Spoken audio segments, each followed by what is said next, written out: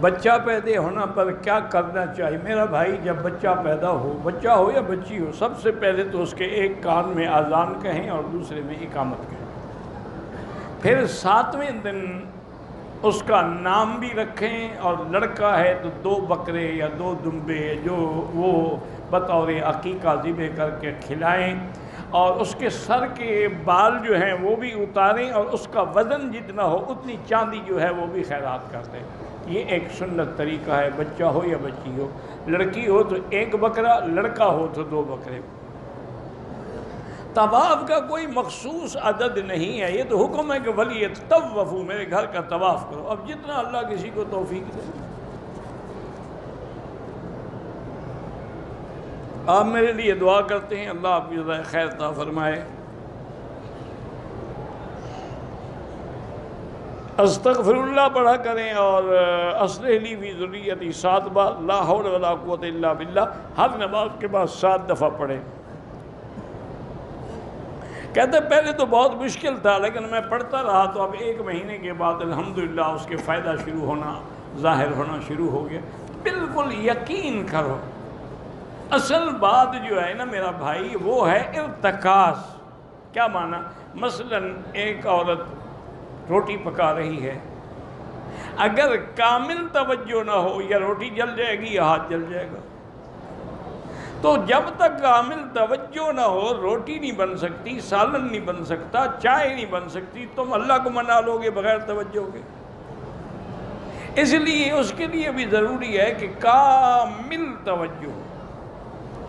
ایک اللہ کے بہت بڑے ولی گزرے ہیں، اللہ ان کی قبروں پہ رحمت فرمائے، تو ان کے پاس جب ان کے ملنے والے جاتے، کہتے حضرت ہمیں کوئی عمل بتائیں۔ فرماتے بھائی تم نے عمل کہاں کرنے ہیں، تم ایسا کرو کہ رات میں یا دن میں جب موقع ملے تنہائی میں بیٹھ کے بس چپ بیٹھ جاؤ، خاموش بیٹھو۔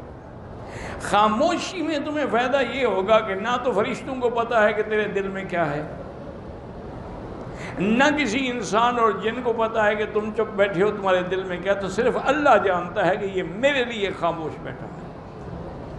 تو اسی کی تم آہستہ آہستہ 2 منٹ، 5 منٹ، 10 منٹ، آدھا گھنٹہ ہر روز مغرب اور عشاء کو، رات کو، دن میں، جب بھی لیکن شرط یہ ہے کہ تنہا ہو اور اس وقت توجہ صرف اللہ کی طرف ہو۔ تو انہوں نے کہا اس سے انشاءاللہ پھر ساری مشکلات حل ہو جائیں۔ اللہ فرماتے یہ بیچارہ تو میرے سوا کسی کو کہہ ہی نہیں رہا نا، یہ تو زبان ہی نہیں ہلا رہا۔ 10 دن مکے میں، ایک دن ارادہ کیا ہے حضور پاک کے مدینے جا کے سلام کریں، واپسی میں احرام نہیں باندھا تو دم پڑ گیا، چونکہ مدینہ پاک میقات۔ اور یہ میرا بزرگو خدا کے لیے سوچو، آپ نے پاکستان سے احرام باندھا، انڈیا سے باندھا، بنگلہ دیش سے باندھا، کسی جگہ سے باندھا، وہاں سے حضور نے تو کبھی نہیں باندھا۔ حضور پاک نے جو احرام باندھا ہے حج کا یا عمرے کا، کہاں سے باندھا ہے؟ مدینہ منورہ سے۔ تو جب تمہیں وہ میقات مل رہا ہے جہاں سے سرکار نے خود عمرہ کیا، تم چھوڑ رہے ہو، اس سے بڑا بدقسمت ہے کوئی؟ اس لیے عمرہ بھی کریں اور دم دیں، یا فوراً عمرہ کر لیں تو دم سے بچ جاؤ گے۔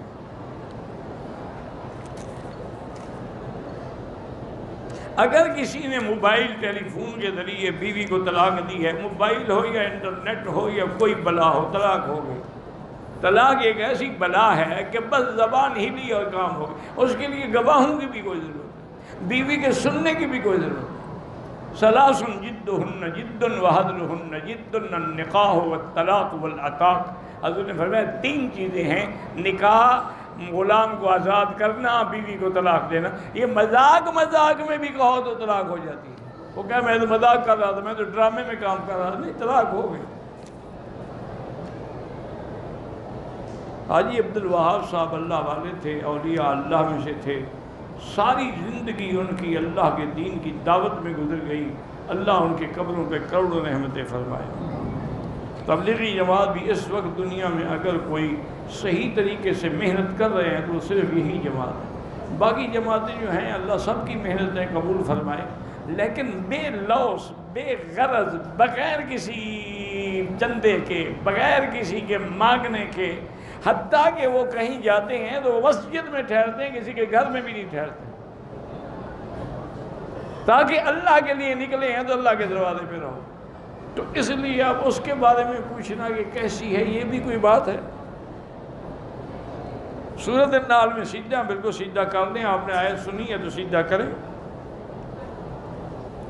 عصر کی نماز پڑھ کے آپ دو نفل نہیں پڑھ سکتے، نہ کوئی نماز پڑھ سکتے ہیں، کیونکہ میرے آقا کی حدیث ہے کہ لا صلاۃ بعد العصر حتی تغرب الشمس. عصر کے بعد کوئی نماز نہیں جب تک سورج نہ ڈوبے. یہاں کے ائمہ بھی کہتے ہیں کہ نہ پڑھیں، لیکن وہ کہتے ہیں کہ اگر مجبوری ہے، طواف کیا، جانا ہے، چلو 2 رکعت پڑھ لیں.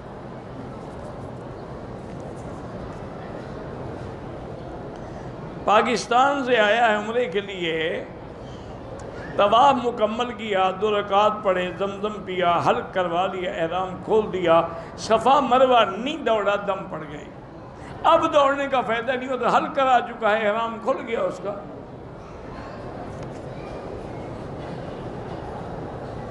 جب اپنے ملک سے ہم آتے ہیں، خانہ کعبہ پہ نظر پڑے، دعا قبول ہوتی ہے، بالکل ہوتی ہے، لیکن جب نماز پڑھیں تو سجدے والی جگہ نظر رکھیں. وہ پہلی نظر کے بارے میں ہے کہ جب باہر سے آدمی آتا ہے اور سب سے پہلے کعبے پہ نظر پڑتی ہے تو یہ دعا کرے گا، انشاءاللہ اللہ قبول فرمائیں گے. چاروں اماموں میں سے کسی ایک امام کی تقلید ضروری ہے، اور اس امام کی تقلید کریں جس کی فقہ تیرے ملک میں ہے، جس کے علماء تیرے ملک میں ہیں، جس کے مدارس تیرے ملک میں ہیں. اب دیکھیں نا بھی یہ مصر ہے، وہ امام شافعی کی تقلید کرتے ہیں کیونکہ ان کے ہاں مدارس ان کے ہیں، کتابیں ان کی ہیں. آپ کی علاقہ ہے، ہندوستان ہے، پاکستان ہے، ازبکستان ہے، ماورا نہر ہے، سب امام حنیفہ کی تقلید کرتے ہیں کیونکہ ان کی فقہ وہاں رائج ہے. تو بس لازمی تقلید کے بغیر گزارا ہی نہیں. عمرے میں کسی پر دم واجب ہو جائے، جب تک ادا نہ کرے کچھ بھی حرام نہیں، بیوی بھی حرام نہیں، کچھ نہیں، بس اس کے ذمہ دم ہے، جب اللہ توفیق دے ادا کر دے. طواف کے 2 رکعت پڑھتا ہوں، ایک ہی بات ہے. دم کے لیے افضل ہے، تمہارے ذمہ جتنا جلدی اللہ توفیق دے دے. نہ ہوں پیسے، اپنے ملک سے پیسے بھیج کے کرا دو. میری ماں کی آنکھوں میں روشنی نہیں، اللہ پاک شفا عطا فرمائے، اللہ کسی کو بھی نور سے محروم نہ فرمائے. مجھے بھائی نے بچی بچپن میں دے دی، اس کو پالا، اب وہ حافظ قرآن بھی ہے، جوان ہو گئی ہے. اب نکاح میں اس کے اپنے باپ کا نام لکھا جائے گا؟ ہاں بالکل، اس کے اصلی باپ کا نام لکھا جائے گا، اور وہ وارث بھی اسی کی ہوگی جس کی بیٹی ہے. کسی کو گود لینے سے وہ حقیقی بیٹی نہیں بن جاتی.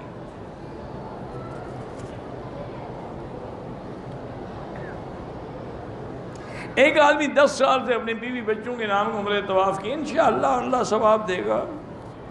صرف طواف ہی کرتا رہے گا یا ان کے بعد جا کے ان کا حق بھی ادا کرے گا؟